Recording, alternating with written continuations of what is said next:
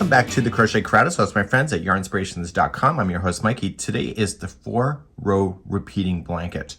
This is a matter of 4 rows, and when you look at it, the whole repeating is in sets of 4. So you have white, white, gray, white. That is one complete repeat right here. So my color strategy is whenever there was a cross stitch involved, I looked at the next group and what I wanted to use. So I wanted gray, gray, and then I used a light gray and then a dark gray. So this 4 here. So this color here and this cross stitch is the same color. So when I got to here, I looked at what the next color was, which is a light gray. So I used the light gray in the cross stitch. And when I got to the light gray here, I used white because the next layers are going to be white. So it is just a matter of just changing out the colors in order to have this strategy. And it looks really cool in person as well by using that color strategy. So I'm going to get you started today. This was using Bernat Blanket yarn. We used the color called pale gray, vapor gray, and birch. And this is the birch please because you got the birch trees, but also the color was birch. I'm going to be using a 6mm size J crochet hook today and Peyton's inspired yarn so that you can see exactly where the stitches go, and the repeating is quite simple as you go. The stitch counts have been provided on the pattern if you need that, and we're going to start with a slip knot to begin, and I want you to chain 4. So 1, 2, 3, and 4, and I want you to slip stitch to the beginning chain to form a center ring. So use the straggler around the outside of the ring so that it gets stuck underneath the stitches. And let's do the first round. This blanket is all about even numbers. So you need to chain 3 and you need to put 3 more double crochet in there. So this chain 3 plus 3 more gives you a count of 4 double crochets per side. So we're going to add our 3 more double crochet, so it's going to be a lot of stitches going in, and then you're going to chain 2 to turn the corner, and then back in the ring again, 4 more double crochet.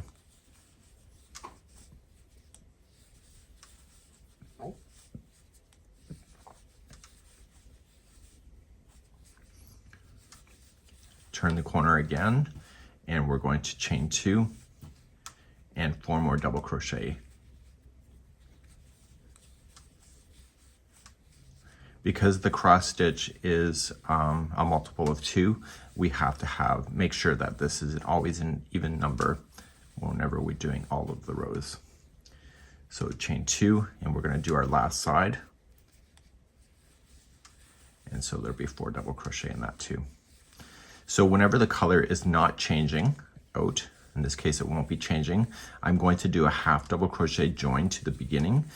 But when you change the color, you need to do a chain 2.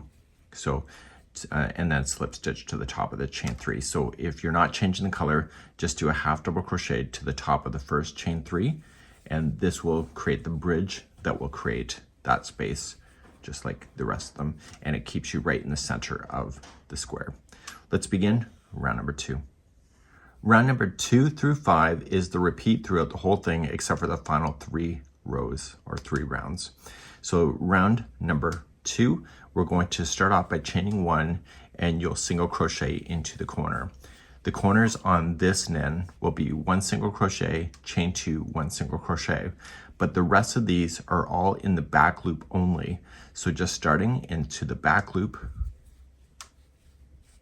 and just continue to go in the back loop of single crochet across.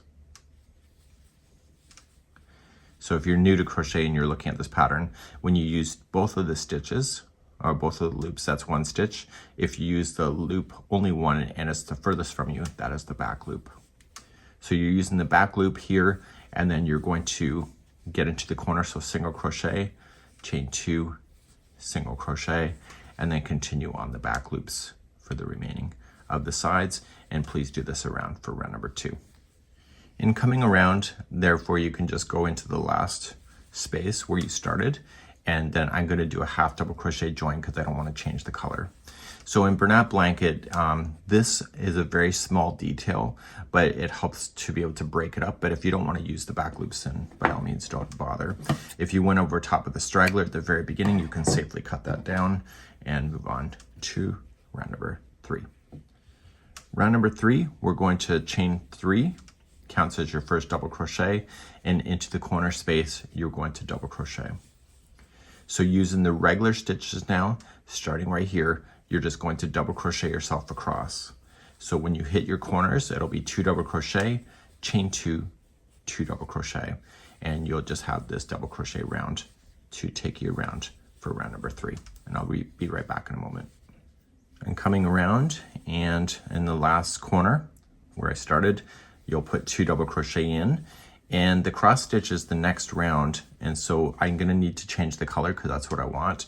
So I'm going to chain 2, and I'm going to slip stitch to the top of the first chain 3, and then I'm going to get rid of this color and change it to a different color in order to make the cross stitch really jump out. So in the next repeating that will happen after we get this section done, I want the color to be green, so therefore I want this cross stitch to be that main color of the green, and that's what my thought process was for when I designed this. So you can decide what works for you, or you can keep the color the same. You decide on what your creativity is speaking to you. So let's move on to round number 4.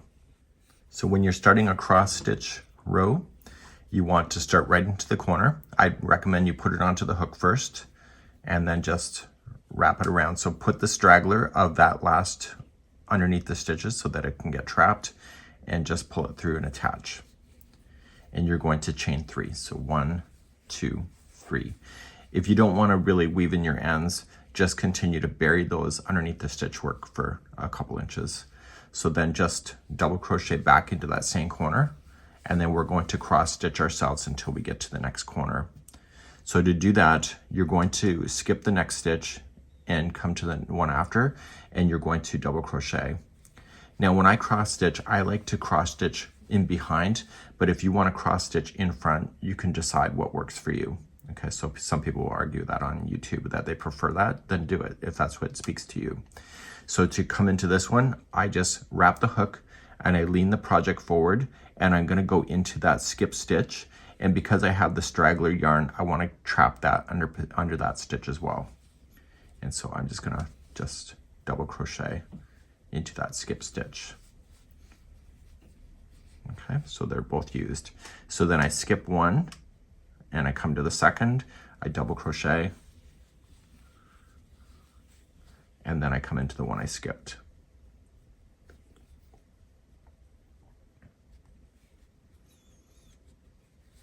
Take the extra time to bury in those ends as you go.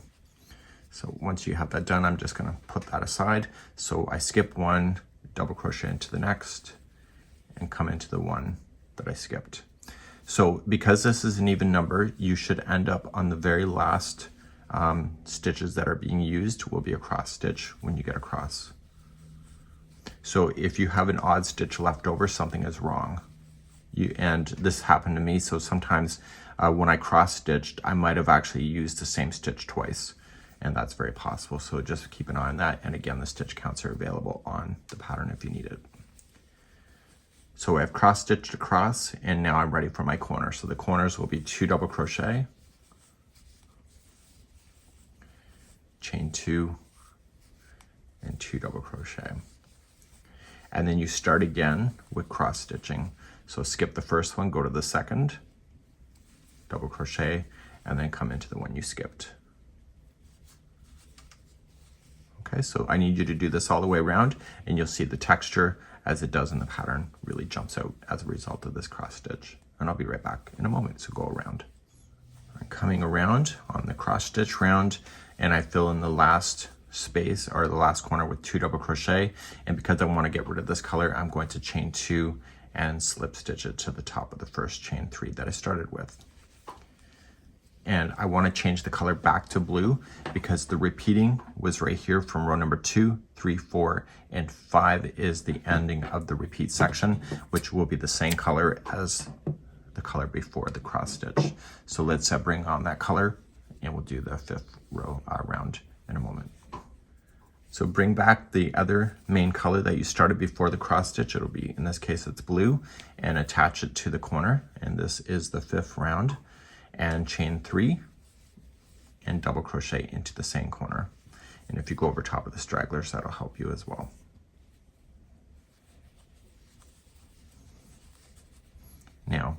Each stitch across to the corner is just going to be a double crochet row. So just continue to double crochet in each of the stitches so you don't have to worry about the cross stitching or anything weird. Just follow the stitch work that is on top and just double crochet in each. And when you get to the corners, you're just going to do 2 double crochet, chain 2, 2 double crochet. Please do this around for round number 5. I'm coming around then on this round number 5, and I want to change the color now. And so I'm going to chain 2 and slip stitch to the top of the first chain 3. So this 4 row has just been completed. So just ignore the first round. So 1, 2, 3, 4. So now you're going to repeat that on the pattern in order to get to the size. The way that I decided to do all of the coloring is that it's based on the yield of the Bernat Blanket yarn itself. So I wanted to make sure that I could get as much yarn out as I could, and you can find those details on the pattern. As soon as you're ready for the conclusion of this blanket, and I'm going to show you what the last 3 rounds are now, so you can just refer to the pattern in order to continue your sequence along, but it's still the repeating of 2, 3, 4, and 5. So let's go over the repeating section. So we just finished up to round number 5. So when we go and look at this, we want to be able to go, and so round number 6, 7, 8, and 9 is the next repeat, with the main color of being whatever it was that you decided to do with the cross stitch. You're then going to repeat again, and so this will be the 3rd color, so it's the 3rd color. So the cross stitch right here is going to be, right here, will be the same color as this section right there. And so once you have that done, the whole repeating is then complete. Okay, so you end up right here. So then you're going to repeat rounds number 2 through 13 just one time, and then rounds number 2 through 5 once. And this will take you to the end of the 29th round. So the last 3 rounds here of 30, 31, and 32 are just going to be able to finish this thing off. So if you want to continue and use other yarn other than Bernat Blanket, you just have to continue to repeat rounds number 2 through 13, and you do that as many times, but make sure that you do finish 2 through 5 one more time if you want to, and then you can finish the final 3 rounds from there. So let's continue then to the final 3 rounds. So when you're ready for the final 3 rounds, you're going to use whatever color that you decided, or whatever suggested in the pattern, and you are going to attach then to a corner spot. So you've officially finished the end of a number 5 after you've decided to call it quits. So you're going to just attach, okay, and then do a single crochet right here in the corner. And then this whole round, you're just gonna do the back loop again of single crochets all the way around. So in the corners, you will put in 1 single crochet, chain 2, 1 single crochet. And so you'll do that all the way around for this round. So this is the 3rd last round, and I'll be right back in a moment. I'm coming to the end of this round, so I'm going to come right into the corner space, and I want to get rid of this color, so I'm going to chain 2 and slip stitch to the beginning single crochet. So with Bernat Blanket, this color that we just currently used that's prescribed on the pattern will be almost out of yarn. So then we want to change out the color and move on. And the next round will be a different color as we begin that one next. With whatever color you decided to use, or use the existing pattern options, that's up to you. And you're gonna go right into a corner. And in this round, we want to not create spaces for the corners. So we want to just join the yarn, chain 3, and put 4 double crochets into the same corner. So with the chain 3 and those 4, that gives you the magic number of 5 double crochets that will be in the corner.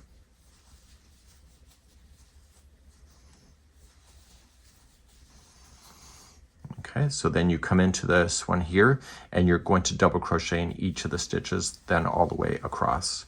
So the corners, you're just putting 5 double crochets completely, and just continue to rotate around your blanket, just like you see, and it's going to be awesome. So do that for this round, and I'll be right back.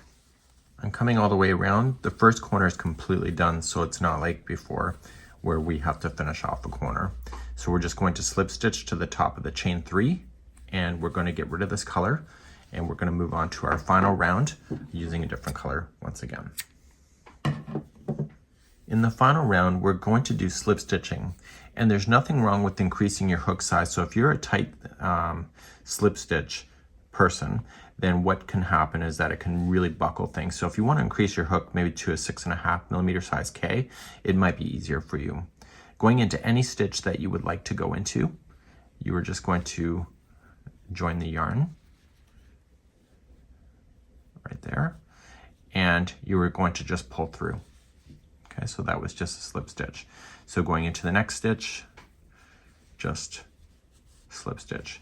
So when you slip stitch in this round, you're not going to create any corners. And what happens when you slip stitch, it makes this stitch turn on its side.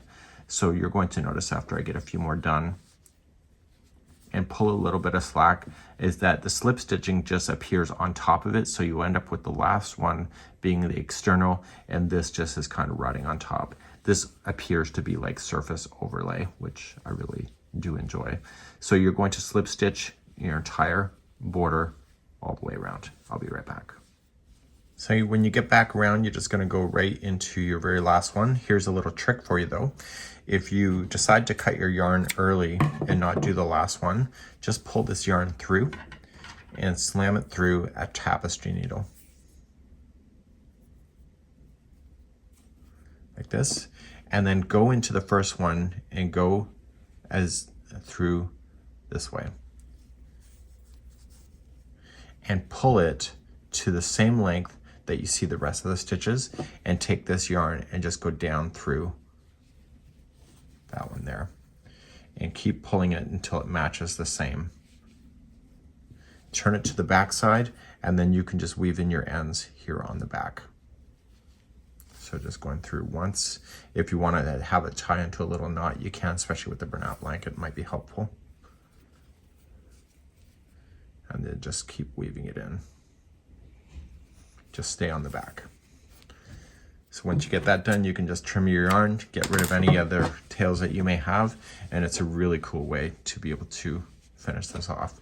And this here is the 4-round repeat blanket.